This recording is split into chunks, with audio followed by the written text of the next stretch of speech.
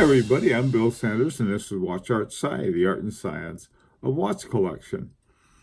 Today I'm going to talk about Breitling and the question that I always have about a watch, especially a watch that or a watch company that doesn't have the clearest naming for their calibers, for their movements.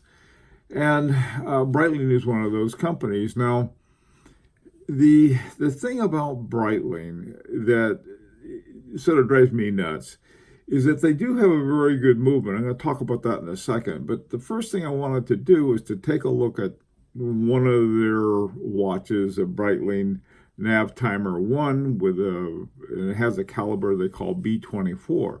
Well, B24 sounds like, well, gee whiz, it sounds like a Breitling caliber. And it's 6910. That's almost $7,000. That's a lot of money for a watch. But the base movement in a watch is an ETA 7754. And if you look at an ETA 7754, you can see it's got all of this stuff already built into it. It has the date hand, the hour, and the sub-dials for the chronometer and everything else. Okay, so you look at that. So what does Breitling do? Well, Breitling has done some things. One of the things that Breitling is known for is the chronometer standards. They bring up all of their watches to, I think all of them, or at least most of them, up to standards that meet the COSC standards, which is a good thing. I mean, so you get a watch and it's got a fairly narrow range of errors that you're going to have on the frequency. So if you go through the brand, you're going to find this again and again. And like I said, this is something that I wish they wouldn't do. I mean, they can say caliber B24 is based on the ETA 7754 brought up to Breitling standards. That would be fine. And I wish they would do that. I've always liked Breitling dials. A lot of people don't, but I do. I think they got cool dials. I used to fly, and whenever I'd see a Breitling, I always thought, oh boy, that was one made for pilots.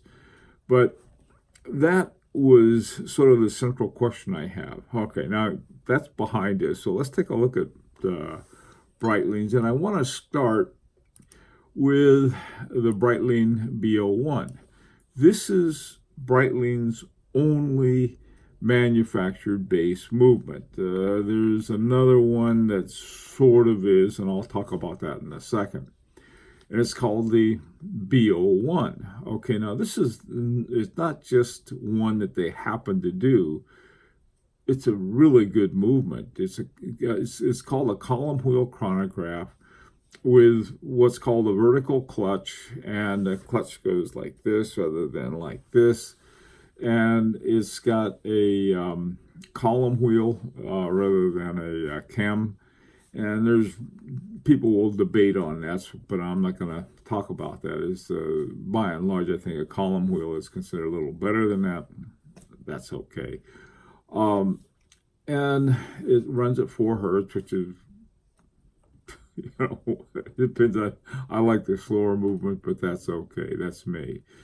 All right, and this gets a 70-hour reserve. It's a nice reserve. It comes with a date, the hours, minutes, and small seconds. Okay, now here's a quick lesson in everything you need to know about in-house and not in-house from Breitling. There are a number of calibers based on the B01. These are Breitling manufactured. The B02, the B03, the B04, the B05, the B09, and the B12. That's it. Now, there's some in between there that have a number that turns out that are not based on the B01. There's one other thing, too, it's unusual, but I think it's a good thing, and this is a relationship that Breitling has with Tudor. Now, Tudor uses the B01 as a base for their MT5813. MT means manufactured Tudor, so they seem to be fudging a little as well. On the other hand, the B20 has a Tudor MT5612 as a base. But Breitling considers it to be a Breitling manufacturer. I don't know. When I say I don't know, because neither Tudor nor Breitling are too forthcoming. I think maybe they made it together. Their engineers got together. That would be fine. It's just, but they have to make that an issue. Okay, but for all intent and purposes, and with co-authored movements aside, all right, the one movement in Breitling is the B01. They spent a lot of time and money to develop this movement. It turned out very good. There were problems at one time, but that's not surprising. And by the way, too, one of the reasons that companies like Breitling, some of the bigger companies, they don't like the idea of making their own movement, not because they can't do it, but rather they have to go into there for mass production. That's where the problem is, not coming up with a movement. You go to take a look at the independent watchmakers, and those guys knock them out left and right, but they're not making them in huge quantities like Breitling is. Okay. All right, so I'm not going to squawk about that anymore. I will say, though, that when we look at the watches, the different classes they have, we'll find out that the ones with the B01 or B01 base are more expensive than the other ones. Okay, so let's take a look at the different groups they have. Now, what I did is that I tried to, as much as possible, to pick up the ones that are new. I don't want to, something made a long time ago and saying, aha, see, they're still doing this. I tried to pick the ones that are in current use, and in fact, I tried to pick the 2019, the brand new ones. Okay, the first group are the Navtimer, and here's a sample of the ones they have. They really have a range in the Navtimer. And the Navtimer is probably the largest single category of watches that they have. I mean, there are more models of the Navtimer 1 than anything else. The one on the far left is, now these are more expensive too, at $10,840. The caliber is a B03. Now remember, the B03 is the base on the B01, so that's in-house, and it's a rattrapant, which I happen to like a whole lot. This is a watch I would definitely like to have for a rattrapant. Another one, now this, the one in the middle is 4310, which is far less expensive, and it's called the Automatic 41. Now it has a B17, which is a ETA 2824-2. All right, but notice how much less the price is. Now on the far right, this is another new one. It's called the Chronograph 43 Airline Edition Pan AMC, or Pan Am. And it's colored with the old Pan Am colors. Cool looking watch, I think, and it has a B01 movement in it. All right, so that's the Navtimer 1. Now, the Navtimer 8, I'm not sure about the Navtimer 8. I mean, the watches they have are very cool watches, but I'm not sure how they're different from the Navtimer 1, because there's so many Navtimer 1s that what's the big difference here? Okay. I think they're more sort of rough and tumble, but that would be a hunch. The first one is Chronograph 43, Curtis Warhawk. Cool looking watch. I really like that one. Again, this has got the in-house B01 in it. Then you have another one, and I tried to have different price groupings. This particular one, the Automatic 41, has an ETA 2824 called the B17. Now look at the price on that. There's $39.30. Not cheap, but a lot less than the ones with the in-house movement. Now, the SuperOcean, they're really sort of two groups. One's called the Heritage 2, and the other one is the just a regular SuperOcean. The newer ones that I saw were the Heritage 2, this one, the chronograph, which is called the Heritage 2 B01 chronograph, 7665, gorgeous looking watch, very much of a diver's watch. And again, here you have the B01 again. And next to it, you have the automatic 36. Now, the 36 is part of a trend I think a lot of companies are. They're making watches for people with smaller wrists. And also, too, a lot of times more women are finding men's watches that are more active watches that they like, and they can read the time as opposed to those little bitty things that hard to read. Okay, and the B17 is an ETA-based movement.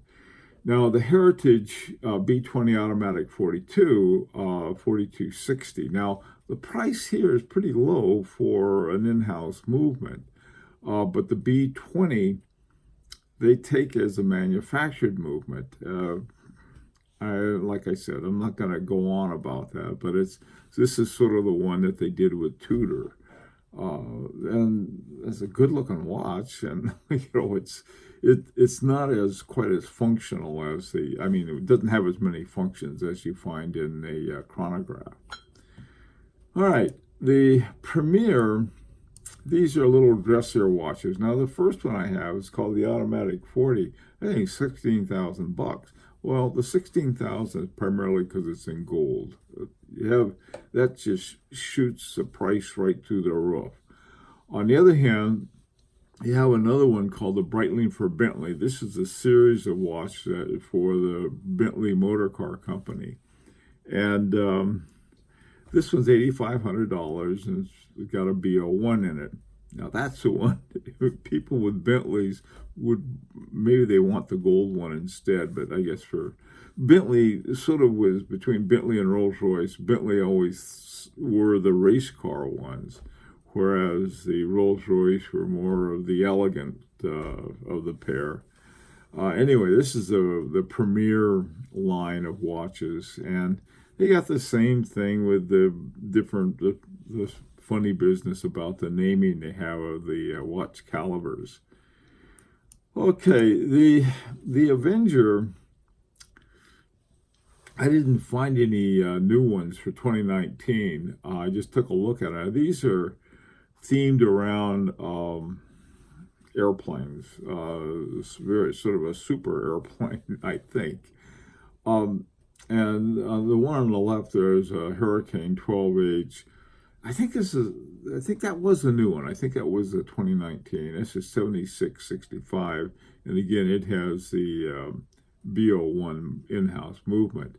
Now, this other one, the GMT next to it, the Avenger GMT, this one, $38.90, is a lot less expensive, and it's got an ET 2893-2 in it.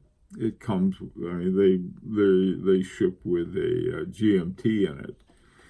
And so, again, this interesting, another kind of model that they have.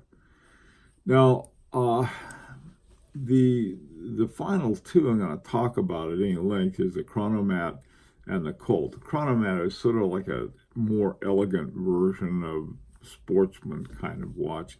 And the Colt, about half of the Colts are quartz, and the other half are these automatics. All of them are ETA types of movements. The automatics, I don't think they have any in-house B01 in the Colt category, but the Colts are a lot less expensive. This particular one, just plain vanilla automatic, is $3,090, and compared to the Chronometer line, with the in-house movements, the Colts are a lot less expensive. They have a couple other ones too. And the reason I'm not really talking about them is that they're quartz, and that's fine. It means they're very accurate, but really for mechanical watch collectors, they're what they are. Now, after looking at Breitling, the more time I spent looking at Breitling and trying to understand what was going on there, two things happened. On the one hand, I came out of it with a lot more respect for them because I had a lot of questions about it. And the first thing I found out that they did bring up their watches to COSC standards, and so they're chronometer standards. And you see on the even on the Colt, you have it says chronometer, which if it's a Swiss watch, it has to have COSC standards in order to even put that on the dial. And so I came away feeling a little better about it, but I also came away wondering, why don't they just say what they are? I mean, they've got a very good movement in the B01 and as a base. They have a retropont based on it with, I think it's the B03 that they have for that.